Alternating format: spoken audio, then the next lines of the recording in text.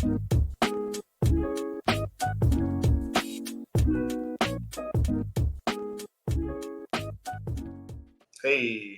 Hey, today we have Reggie. He's from the YouTube channel guitaro5000 and he has 1.2 million subscribers. His type preferences are ESFP, Enneagram 7, and he knows a lot about this stuff. He's even into cognitive functions, so he's definitely one of us type nerds here. You're able to make random people sing and discover hidden talents that are wandering around among us. And so, thank you for coming on. Thank you for having me. I appreciate it. Yeah. And I'm a really big fan of what you do. You really let people see what the types look like, what they sound like. And I'm sure if you could do it, you would even help us find out what they smell like. That's one of the missions. Find out what each And type smells like right here, Joyce May. exactly. And I love how when we were discussing what topic we were going to talk about today, you're like, oh, we'll just adapt and improvise it. That was very in ESFP fashion. So, Yeah, it's funny because like when the moment is coming up, it's like what comes to mind immediately is like, well, how do I sound super smart and how do I sound like an authority on the subject and how will be really impressive? And then as soon as the lights come on, I'm just like, well, you know what? Let's just do whatever, man. yeah, go with the flow. Just go with the motion of the conversation. There you go. So it seems like you are a human authenticity tuning fork. You are a person who resonates authenticity and it brings out the authenticity in other people through your videos and through how you live life because you just flow. It is whatever it is. And so I am wondering to just start off the conversation, what are some of your thoughts on living authentically and self expressing? Living authentically and being self-expressed. Well, to me, it's like, how do you know when you're living authentically and being self-expressed? Probably you know when you're not, because there could be something you want to do, but then you feel like something's in your way. And a lot of what is in your way could be a perceived threat. It could be a real threat. Most of the time, it's perceived. And it's like living authentically and I would say living authentically and expressing yourself really is on the other side of whatever you feel like is in your way. So for me, living authentically and expressing myself was I wanted to go down to the subway and play the guitar and let people tip me. And then when my dad found out that I was doing that, he was like, "There's no way you're gonna go out there and look like a homeless person. You better never go down there again, never." So then I'm like, maybe I'll get disowned and kicked out and uh, you know, banished from the village if I ever do that again. But that didn't happen. Here I am, and I still have a great relationship with my father. So yeah, there was definitely a lot of stuff in between that. It wasn't smooth sailing, but the perceived threat that I had was this will ruin us if I keep going. And it turns out once I got that out of my way, turns out it actually wasn't the case. And it doesn't mean that living authentically and expressing yourself is always going to be sunshine and roses. It's not always going to work out. But I think in the path of living authentically and expressing yourself is that you give yourself the opportunity to possibly fail because as you give yourself the permission to fail, you also give yourself the permission to possibly succeed. Yeah, you open up a door of possibilities and opportunities for sure. Yeah. And so you're right. The perceived threat is sometimes something holding us back. It could be a real one, or it could be something that we make up in our mind as well. What you said about how living authentically, the way to do that is to figure out the obstacles to that. It's similar to how people talk about how you love better. To love better, you don't work harder at loving, you actually remove the obstacles to loving. And that's what actually expands your level meter. I really admire that about you, Reggie, that you are so authentic. And even though you're afraid of your father disapproving, you did it anyway. And I feel like that's what bravery is. You know that you're afraid, but you still have the courage to try it out anyways. So, Mm. in the extroverted sensing fashion, you're like, I'm just going to go out and do it. I'm just going to go out and try it. We'll see how it goes. Yeah. And so sometimes when you follow your authenticity, you don't always know what the turnout is going to be, what the outcome is going to be. You just know that it's right for you to do at that moment. So, Exactly. Exactly. and so Reggie, I'm curious, what was your journey into typology? It's nice to know that some YouTubers out there really like type. So, My journey into typology has, yeah, it started out with just someone sending me a personality test. And after having spent the whatever half hour or so answering a bunch of questions, I found out that I was an ESFP. And I said, well, that's interesting. What the hell does that mean? And then I looked it up, and I'm like, who wrote a bio about me? I didn't give anyone permission for that. That's almost what it felt like. It felt like I was reading a story of my life, So it just really got me curious about people. I was always curious about people, and what were they really going through. So I started sending my test. I started sending this test to everyone. I tested my whole family, tested my friends. Just take this test. I promise it'll be so interesting. I remember I sent the test to a guy, to my teacher, um, my favorite teacher in the whole world. He said, no, I told him, I promise it'll be one of the most addictive, it'll be one of the most addictive studies you've ever seen. And once you figure out your type, you're going to love this stuff. He did find his type through a test. He turned out to be INFP. He did agree with it, but he says, "Oh well, I can't say I'm that interested in this kind of thing. I think that me understanding people is so innate that this seems basic." So I was like, okay, well, that's interesting. I did wind up finding a lot more about type after that conversation. So, he wasn't that curious to go that deep about it. But I totally get what he means, though. Part of the reason why he was my favorite teacher is because he really encouraged me to really be myself and express myself. And he understood that there were things holding me back. And he was very good at just making a space for me to really be who I am. And that was his talent. So, I guess at the time he just felt like he didn't need any sort of um, logical structure to help him understand people because he just had that, very innately.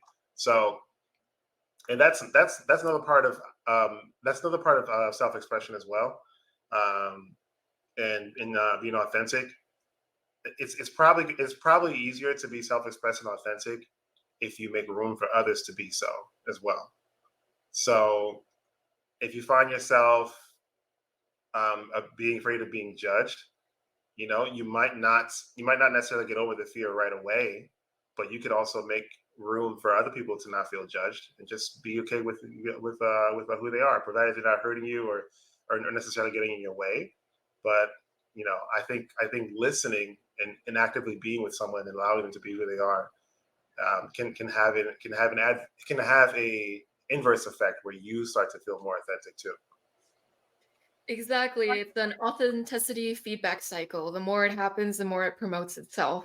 So, Exactly.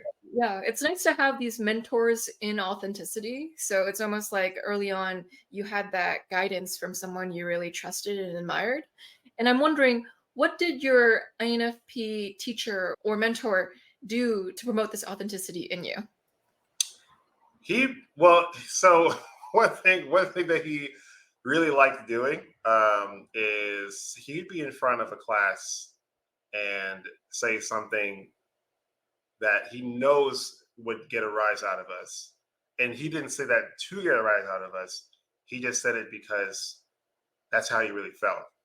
And I think he was really leading the way as a person, as a teacher, and as a teacher in the hood. He was gay and he was atheist, and none of those things were cool in my high school. Openly proud about it, and really just bringing it up whenever he felt like it. Oh, my husband this, and the Bible is fake, but he never said it in a really very mean way. He just said it because he felt it, and of course students would yell at him and say, "How can you believe that? You're going to hell," and things like that. He's like, "Well, thank you for telling me that. Thank you for telling me. I appreciate you letting me know." And he was just like, okay with it. He never got upset with anybody for lashing out at him for being gay or being atheist. And so he was okay saying it, and he was completely fine with what came back to him. And I just thought that was really heroic. I'm like, this guy is really not afraid to be himself. And I thought that was cool. So he really led by example. If I ever felt anything in my life where I thought I was weird or just strange or something that was not, that I couldn't tell anyone, I feel like I could tell him, because he was demonstratively accepting of everyone, even if they hated him. Yeah, he accepts people and he cares about them. He has a level of self-assurance in himself that he's not fazed by other people telling him mean comments. So that's kind of like there are certain MBTI YouTubers, they're unfazed with people questioning their type to the point of they just heart comments that people say mean things. They're like heart. And I'm like, that is a new level of self-acceptance. Just being like, I don't care what other people say about me. I'm gonna live my day like I live every other day. And they don't let people's words get to them. So there's that level of they're grounded in their authenticity and they don't need anyone to tell them or validate them of their own beliefs. Oftentimes, for a lot of people, it feels like if they don't accept you, it's a survival instinct. It's almost worse than death for some. And so, for your teacher to be completely unfazed, I'm like, wow, that is another level of enlightenment there. It's funny. I never thought about it until you asked me. Like, what did he do to make me feel more authentic and self-expressed? I never answered. No one ever asked me something like that, because I always go around saying, "Oh, he was my favorite teacher. He was my favorite teacher." He is my favorite teacher. Now he's still alive, I believe. Uh, he's actually very, very private and introverted. So even though he is very popular as a teacher, he made sure we couldn't find him online or anything. He deleted everything, blocked everybody. Yeah, he did what he's done, and that's it for him. So yeah, but yeah, it's that was just if I ever write a book, I would talk about exactly what I just said. Leading by example is a huge thing. If you're able to let go of whatever is in your way and people can see that, sometimes that's better than telling someone to express themselves or giving someone advice on how to do it. Just do it and let them take your example. If they want to, they want to. If not, if not, they don't have to. Yeah, I think that makes a lot of sense. If you lead by example, it can be a little bit like monkey see, monkey do. It makes you want to copy it in a way. It's admirable. It's like, wow, you're living it. Some people just say it and they don't actually mean it, but I can tell that you're actually embody it. He embodies authenticity, and so he walks the walk. He doesn't just talk the talk. Like some people are all bark, no bite, but he's living it out. So he's not just saying false words. And Right. so, yeah, that's great. Look at you having these real-time mentors in your life. Yeah. Yeah. Yeah. Speaking of mentorship, I think it's also extremely important to. Um, well, I think. All right. So I'm gonna let go of just. I'm gonna publicly let go of just trying to sound perfect in everything I'm saying. So I'll just spitball anything that comes to my mind, and hopefully you find it, some of it useful. But I'm a huge proponent of coaching. As a matter of fact, I have several coaches in my life who, if the topic is not challenging, there's a good chance I'll just say, let's talk about something else. I prefer to be challenged in some way, and yeah, so these kind of conversations that I have with my coaches is just I kind of let them peer into my life and discover something that I'm struggling with, something that I'm afraid to do, and we just kind of form a pact to actually do it. So uh, yeah, and the thing is, you may or may not have a mentor in your life, but if you have the resources to, if you find yourself with the resources to go after something that's really important to you, but not the comfort, or not the, okay, how do I say this better? If you find yourself having something you want to go after, but you don't necessarily have the confidence to do it, a coach can be a huge help, because at the very least they'll hold you to account and they'll listen to you. A really good coach will listen to all of your excuses as well, just kind of let you get it out, and just say, well, that's very interesting. Would you consider doing it anyway? So that's a lot of that's where a lot of my will comes from these days too, because like I guess there's a natural born will inside me to just go after something, um but no person's, well, I wouldn't say no person's, speaking for myself, I'm not fully authentic and fully expressed in every single area of life all the time, 100% of the time. A lot of the time, something comes up and I just rely on what my strengths are, what I think I'm already good at. And that in the moment that I'm in a situation where I don't feel like I have the confidence to go through with it, I'll just say, oh, well, but then maybe it's not worth doing and just move on. But a conversation with my coach will reveal that thing to me. And then I'm just like, now we're talking about it. Now I'm getting a little bit uncomfortable. But in the conversation and just talking about it with someone who's willing to listen, and willing to hold me to account to do it, then it's like, this is not as scary as I thought. I'm gonna go ahead and try it. Yeah, Yeah, you have some social backup. exactly. There's actually, they say that what people provide us in our lives is emotional regulation. And so if you have a coach or someone you can actually confide in about your emotions around something and then how to turn that into productive energy, that's really actually effective. Because if we accumulate a lot of negative emotion or feelings of uncertainty or fear, it actually affects our bodies. And so when we have someone that we can talk through our situations with and then develop an action plan, that actually calms down our nervous system. It makes us feel like we can do something about the situation and that we can make sense of our situation by talking it out loud with another human being. A sounding board is invaluable. And so, yeah. You also mentioned something that was very extroverted thinking. You're like, oh yeah, when the conversation isn't that productive, I go to the next topic. I'm like, next. Okay, Yeah, what is the other thing we can talk about that's more TE gonna get us somewhere effective?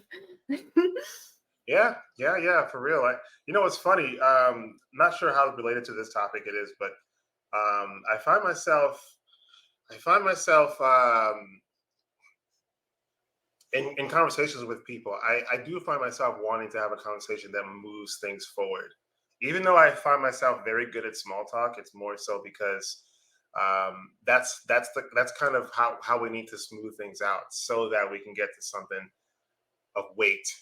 And when I say something of weight, I mean something that will lead to a change, either in the person or in the person's environment or the environment that's all around us. I really enjoy having a conversation with someone that where I can see the manifestation of it afterward.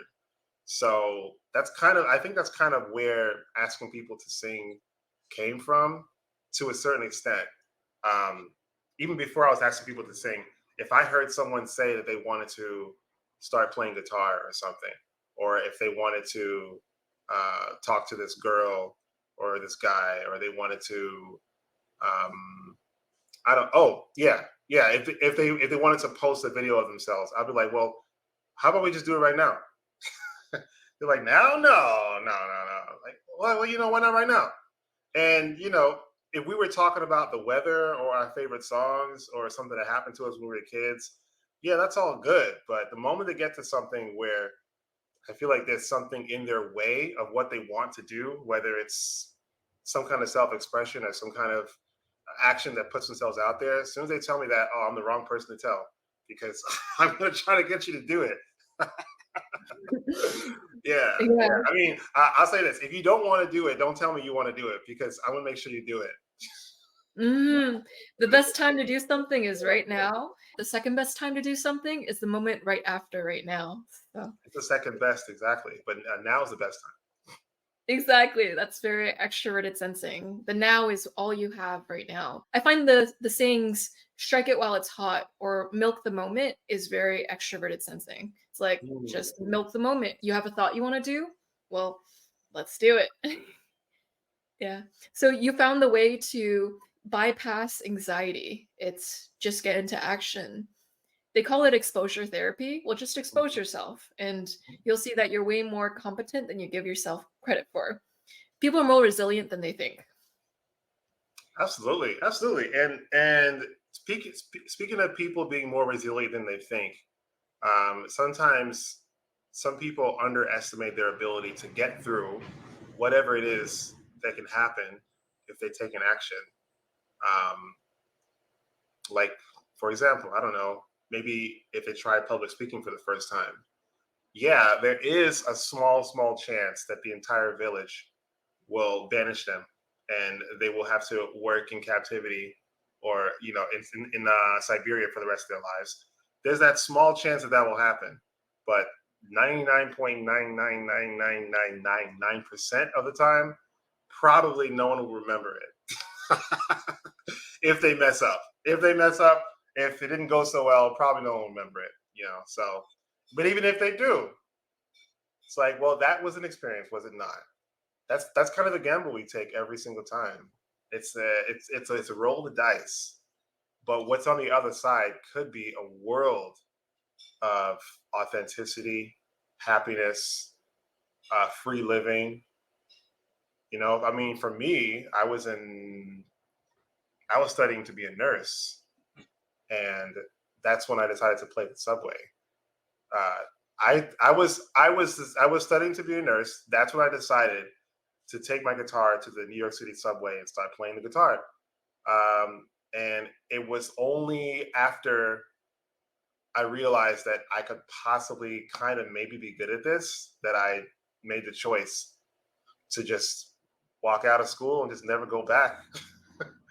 For me, being authentic was that, like, why was I into the nursing degree so much? Was it really because I wanted to be a nurse, or was it because I wanted to be connected with people, help people somehow? And also, was it also because there's a certain prestige with when I go around telling people, "Hey, I'm going to be a nurse." Yeah, all that was there, but it's like, which one do I want more? Do I really want to be in the medical industry and handle people's medicines and stuff, and do I want to study this stuff? It just so happens that I was in a situation where I could take a bet on myself and try the music thing, and here I am. I'm a musician today, and I wouldn't trade it for the world. Yeah, at the end of your fear is the treasure. And so you're a living and breathing example of that. So you took a risk. In the middle of nursing, you went to go like, hey, what would happen if I just sang in the middle of a subway or I got other people to sing with me? It turned out to really be wonderful because I feel like you give people a chance to show their inner self, and they don't oftentimes get that. People rarely get the chance to feel seen and heard on a deep level. And I feel like song helps people show their authentic self in a safe way because they don't have to say it overtly, but the song communicates their authenticity. So, in a way, you've helped hundreds, if not thousands, of people with finding their authenticity and having a one in a lifetime kind of experience to be able to present that on stage with you. Well, on stage in the subway or in a street. Yeah, yeah. And so as it relates to authenticity, what does someone singing a cover song on the street have to do with authenticity? I would say this. Part of the reason why they feel like they're really expressing themselves and being authentic is because now someone else who they don't know, me, is going to hear what their singing voice sounds like, and not everyone is comfortable with that because singing is something that is highly scrutinized, and to some level for good reason, because if you want if you hear a song on the radio and the person quote unquote can't sing, or that you don't like how they sound, you say, oh, turn it off. And that's the choice that everyone can make when they hear a song. They can say they like it or they don't like it. And this person who's walking down the street, um, has never so many people have never exposed themselves to that kind of scrutiny before, that everything could be fine, and all of a sudden they start singing, and then have to and then are in a position to deal with whether or not people actually like it. So that's in their way. That's in their way. If I sing right now, are people going to reject me? or are they going to appreciate me? They're going to love me. I don't know. And that's kind of where I come in, because I'm reminding them that it's not about who else can hear you. It's just me and you.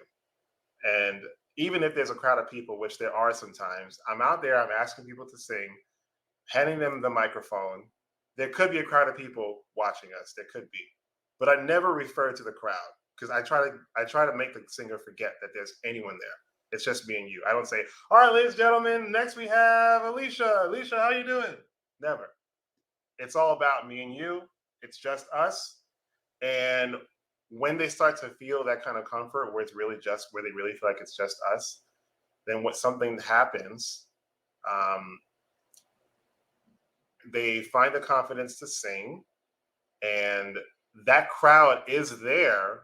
But after they get through their song, they can say, "Oh, I sang in front of a crowd," even though that wasn't necessarily the assignment. The assignment was to sing with me, but the crowd happened to be there, and now they can say they did it in front of a crowd, even though they were really scared to do it. Mm.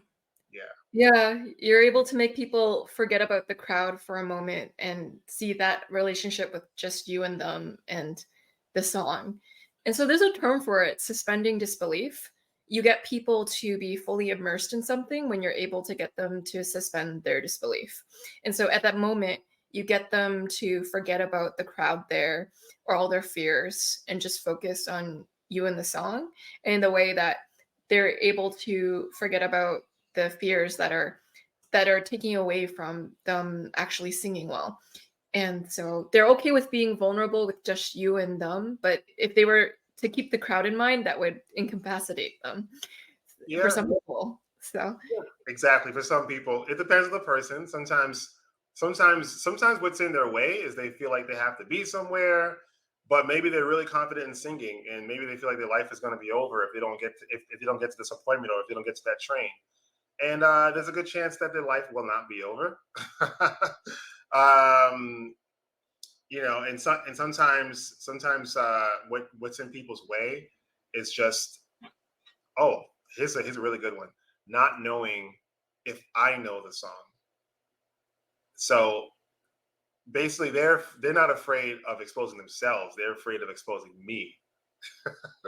So it takes something from me to say, regardless of whether you think I know the song, I'm going to go ahead and try it. And I might mess up. I might mess up really bad, and people will hear me, but I'm okay with that. yeah, that's a part of living authentically. Life is a laboratory to allow yourself to fail quickly, to fail openly, to fail loudly, to fail quietly. It takes a while, but eventually we realize that a lot of situations are really low risk situations. So what's the worst thing that could happen if you failed on street? Someone might remember it for the evening and that's it. Because like you said earlier, oftentimes we're not important enough in people's lives for them to remember our embarrassing incident again anyways. And so if Very well anyway, said. being open to messing up, it makes you more human, it makes you more relatable. And so people know that someone as cool as you can openly fail and be okay with it. You are leading by example, as we were talking about. Hmm. Yeah. Awesome. What's your, just curious, what, do you have a background in psychology or something? I am getting a PhD in psychology right now. So Hmm. yeah. That's I can feel your expertise in that field. Oh, thank you. I guess everyone into MBTI is a little bit of an armchair psychologist, anyways, Hmm. because we love learning about people's personalities. And so I'm just studying it formally, but for my whole life, I've been interested in this kind of stuff. So, yeah.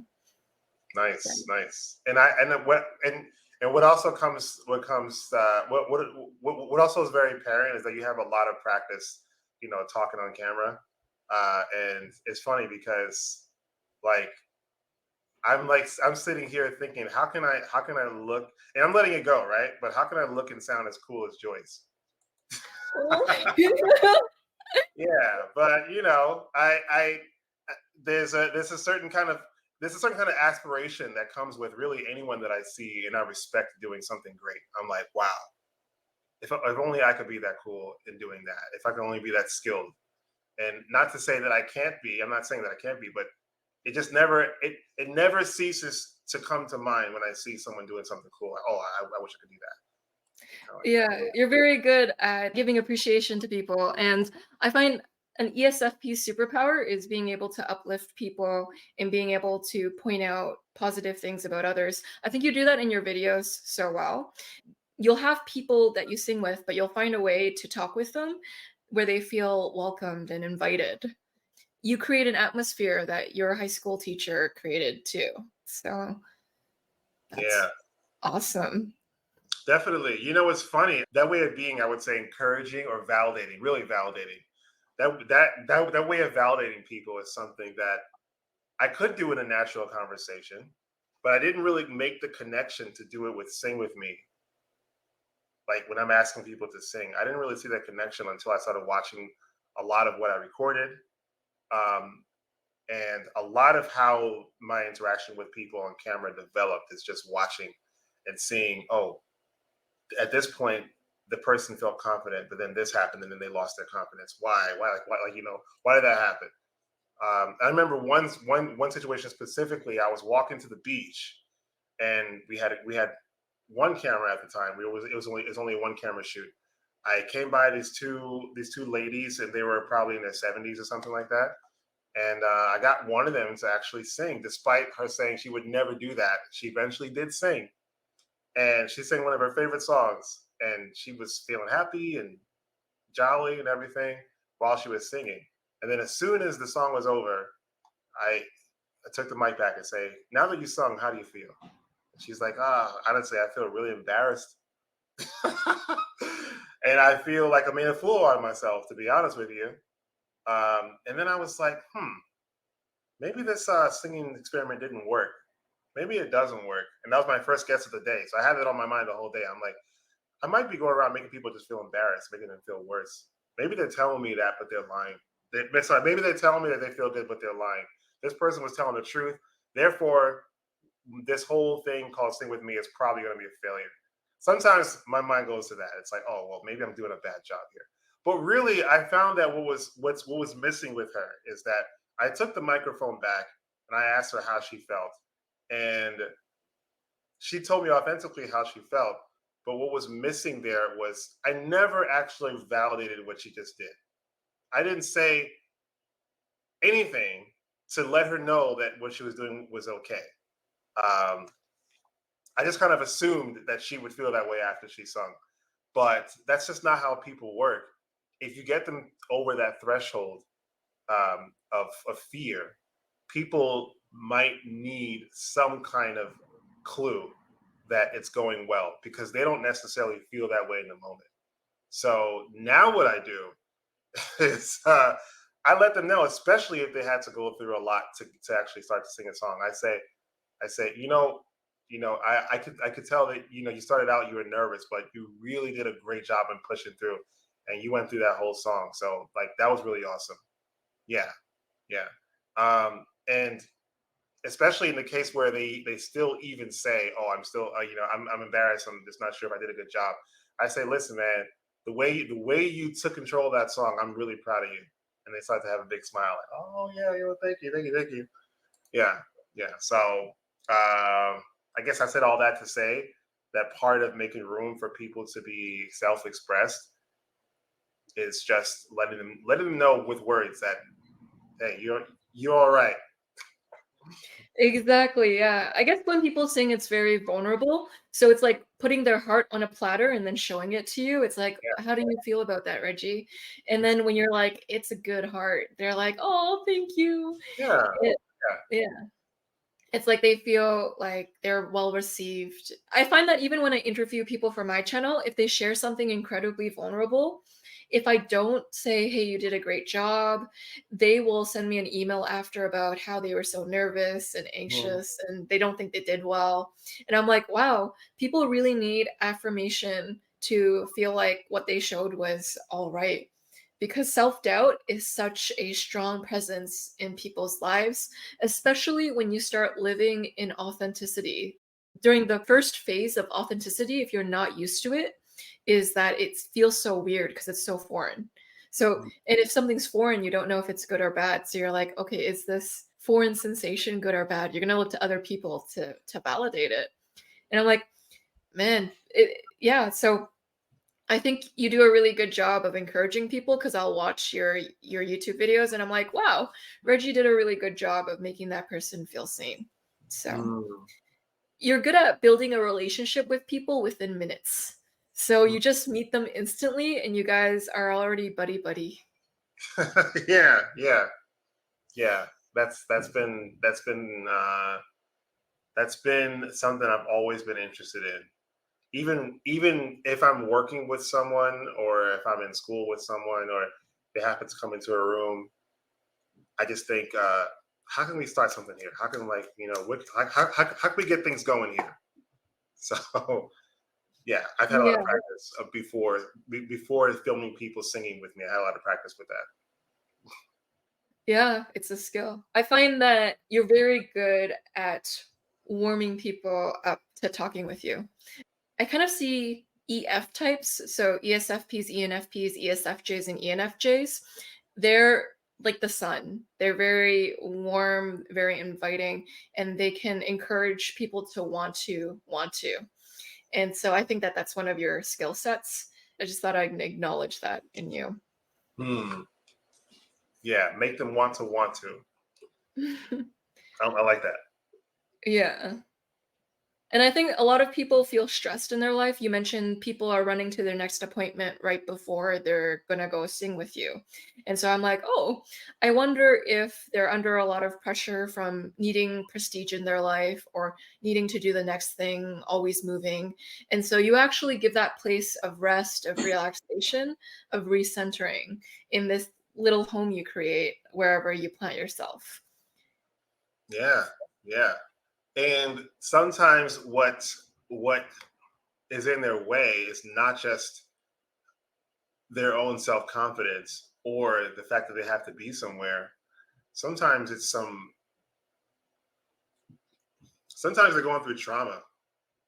Yeah. As a matter of fact, I do have on video, and it's not on YouTube yet, but I have on video a guy who was freestyle rapping with me. He's like, I need this, and he started to freestyle rap, and I was just playing. And he in his song, he said that before he met me, he was going to kill himself, but now he's not going to do it anymore. So yeah, Yeah, you changed his mind. Sometimes it just takes someone smiling at you or being able to sing on the street with someone who cares about what you have to say or what you have to sing to remind you that your life has an impact on other people, a positive impact. hmm And so you actually remind people that they offer a positive impact on the world through your channel.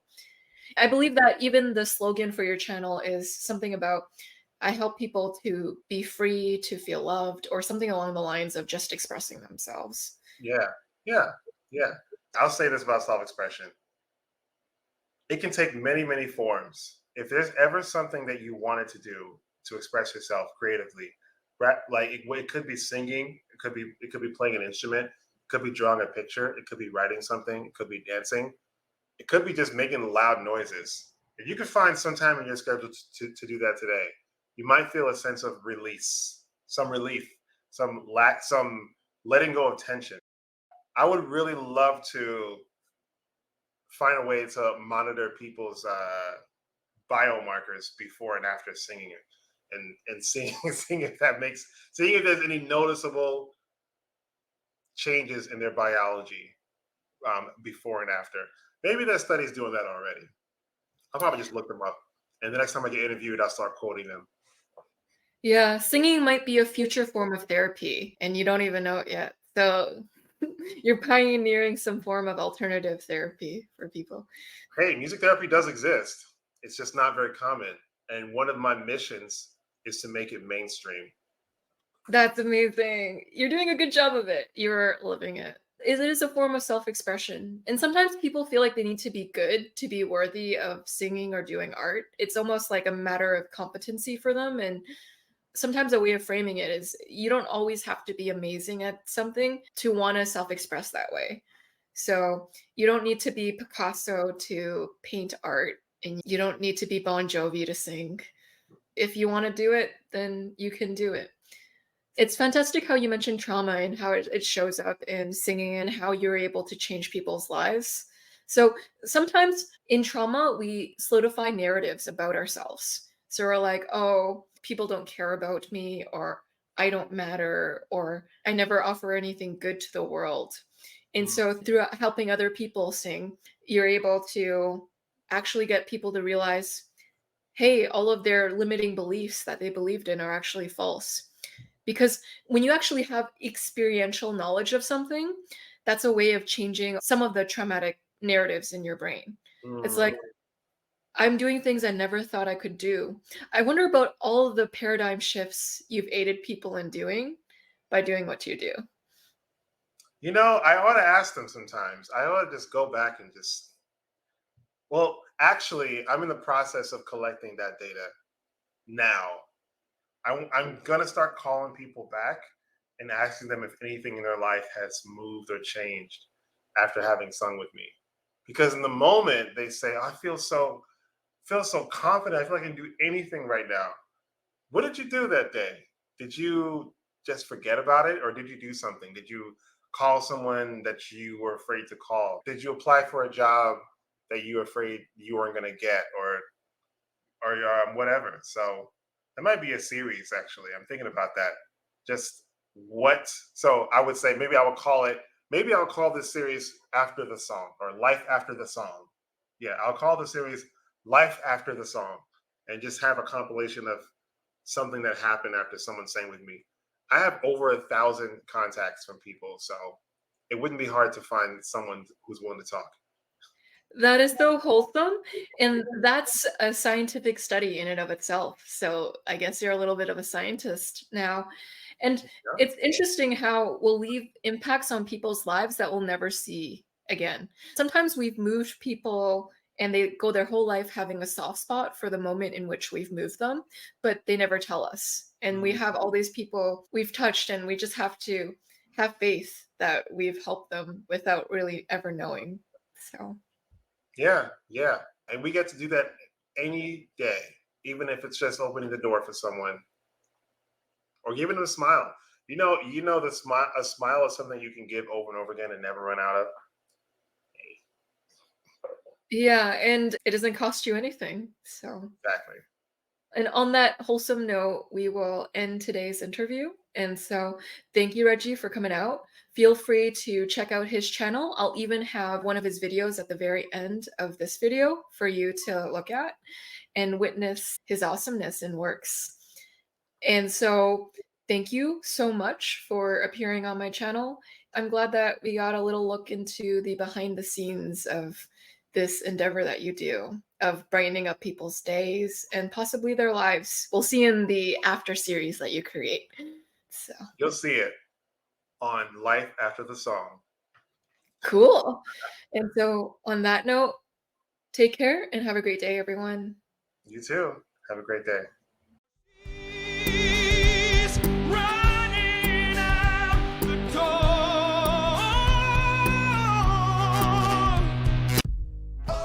Would you like to sing a song with me? Would you like to sing? Sing a song? You give me all of you.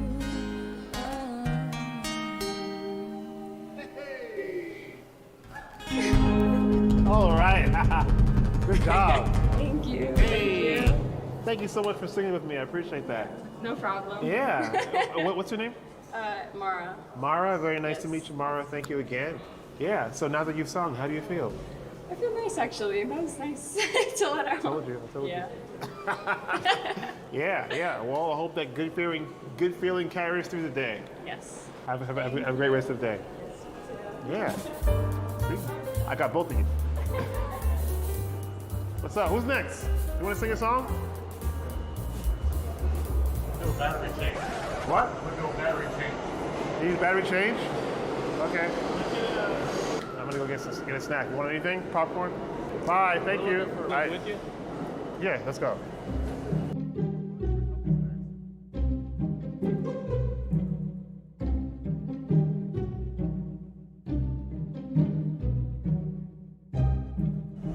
What's song you want to sing, dude?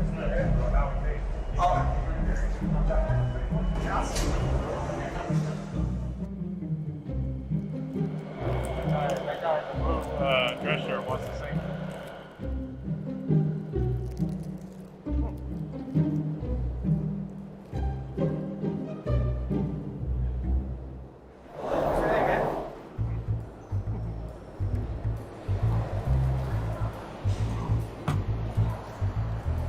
Is that your list? Can I look through it?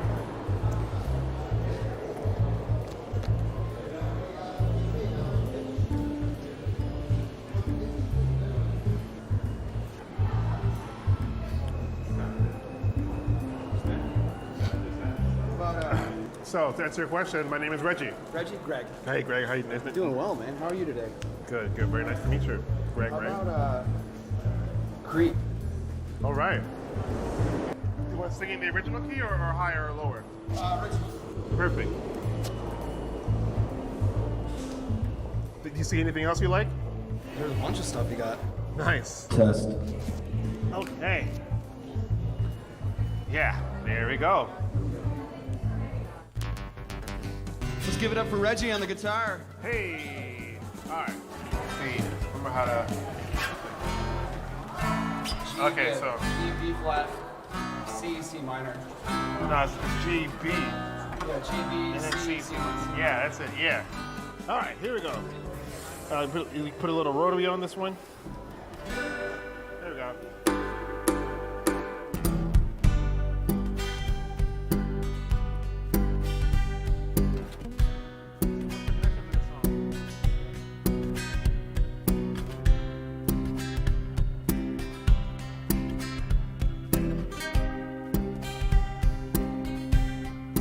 When you were here before, I can look you in the eyes.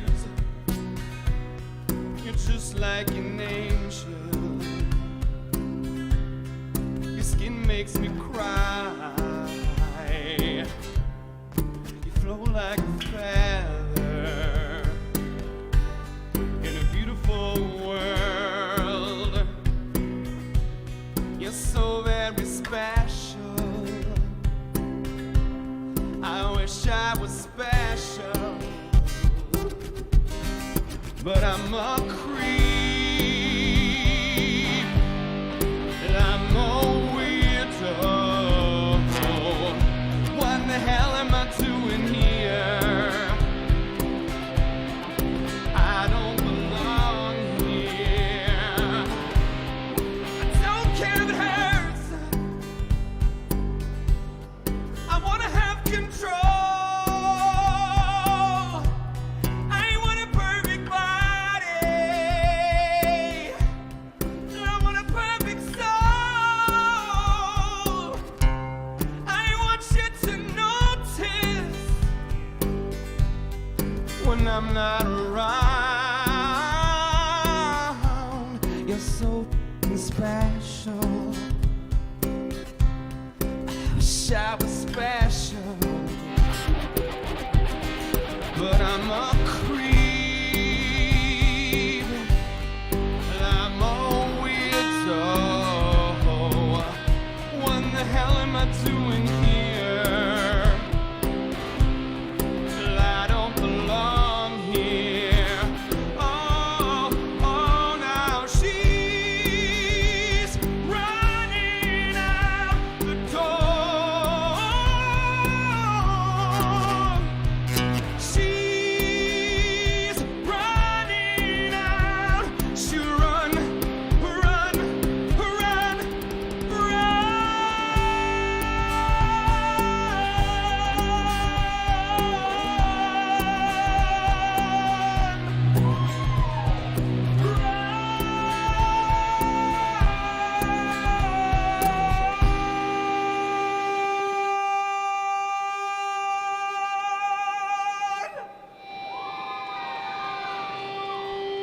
Whatever makes you happy, whatever you want. You're so special. I wish I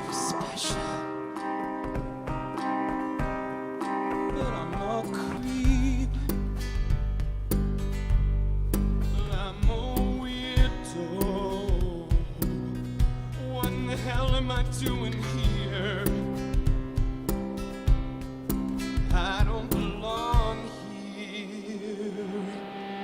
I don't belong here.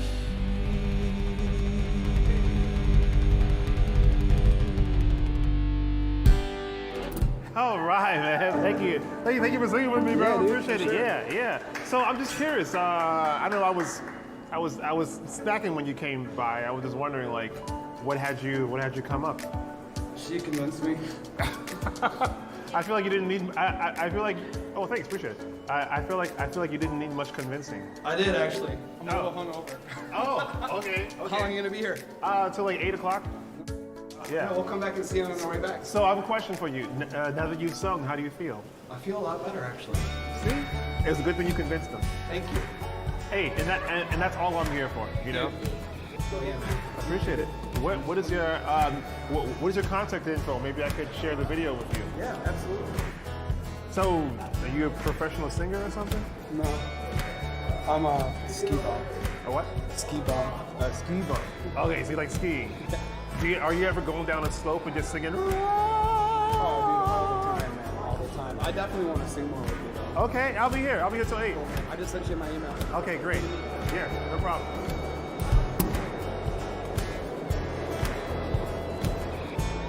Who's next? You want to sing a song?